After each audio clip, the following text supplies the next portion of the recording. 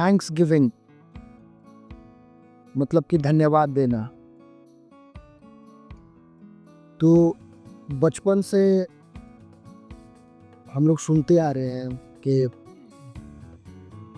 मर्द का जुबान और नमक की अदायगी,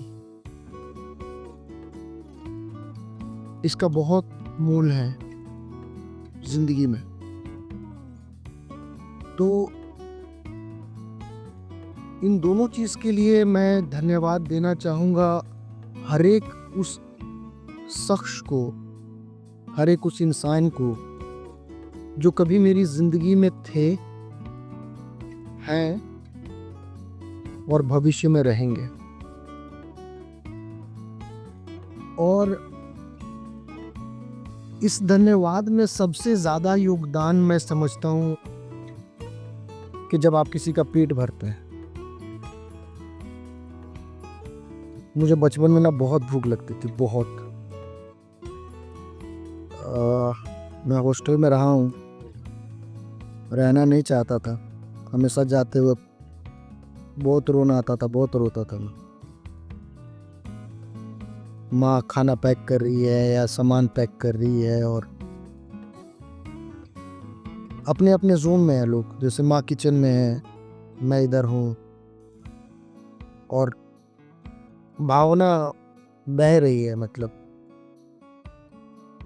तारे जमीन पर वाली जो मूवी है उससे बहुत मिलता जुलता उस वक्त था। खैर, तो और हॉस्टल में जो खाना जो है ना वो बड़ा ही नपातुला मिलता था।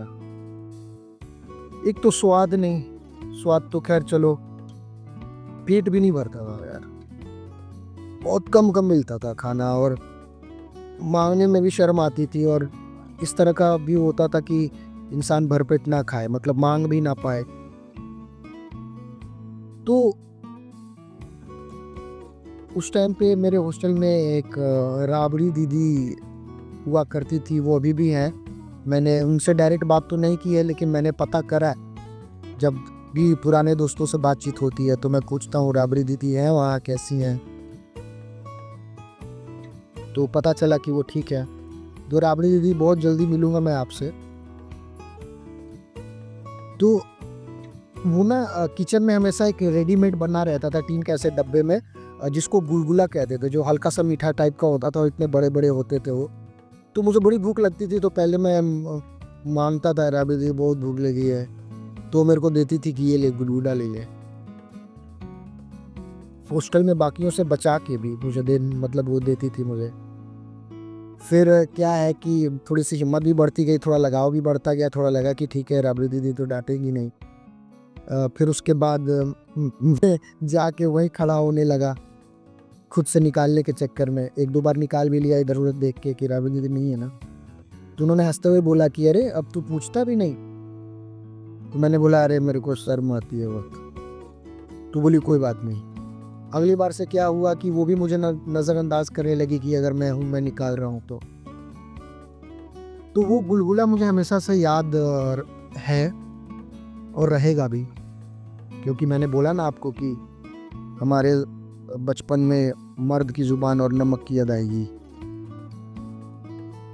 फिर उसके बाद दूसरा किस्सा हुआ जब मैं बड़ा हो गया और दिल्ली में आया जॉब की तलाश में। तो उस वक्त आज के समय में जो वोडाफोन है, उस वक्त हच हुआ करता था।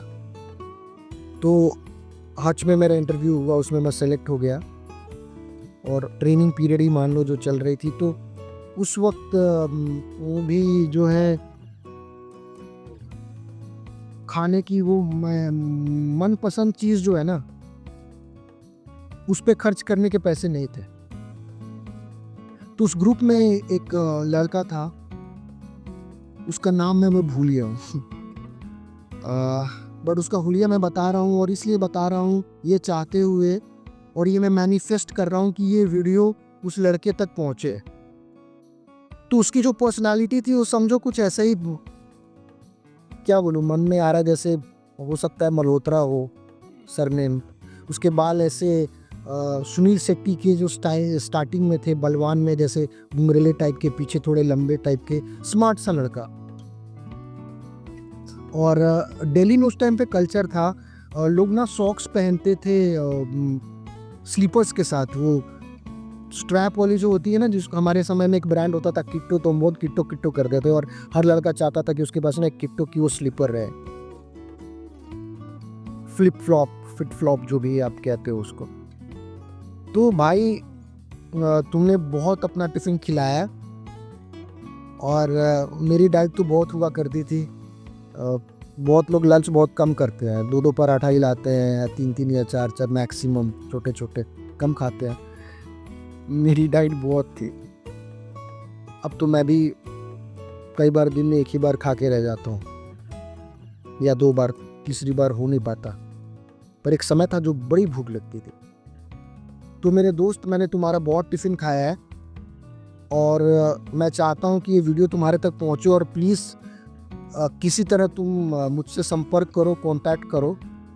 मैं तुम्हारा एहसान नहीं उतारना चाहता, मगर उस वक्त पे जब मैंने तुम्हारा खाना खाया है तो अच्छा समय भी मैं तुम्हारे साथ बिताना चाहता हूँ। और भगवान के आशीर्वाद से अभी हम लोग ना 5 स्टार होटल में जाके लंच करेंगे या डिनर करेंगे या थोड़ा पैसा उड़ाना चाहता हूँ मैं तुम्हारे साथ। तो भाई ये वीडियो तुम तक पहुँचे और प्लीज़ कांटेक्ट करो। तो आज मैं थैंक्स गिविंग यही समाप्त करूँगा और जिन लोगों का मैंने नाम नहीं लिया, आप बुरा ना माने। कहीं ना कहीं मुझे सब याद है, हर वो इंसान याद है, हर वो इंसान के द्वारा किया हुआ व्यवहार मुझे याद है। एक एक शब्द लफ्ज बा लफ्ज मेरे दिल और दिमाग में बसा हुआ है, मैं भूलता नहीं।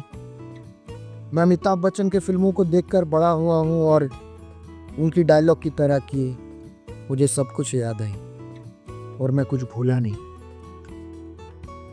तो हर तरीके से मैं फिर से दोहराऊंगा कि जो लोग मेरी ज़िंदगी में थे, हैं और भविष्य में रहेंगे, मैं उन सब का अभिवादन करता हूँ और उनका धन्यवाद करता हूँ। Happy thanks giving. प्रणाम, नमस्कार, शुभ आशीर्वाद। मैं कुणाल पांडे आप सबों के समक्ष फिर से हाजिर हूँगा।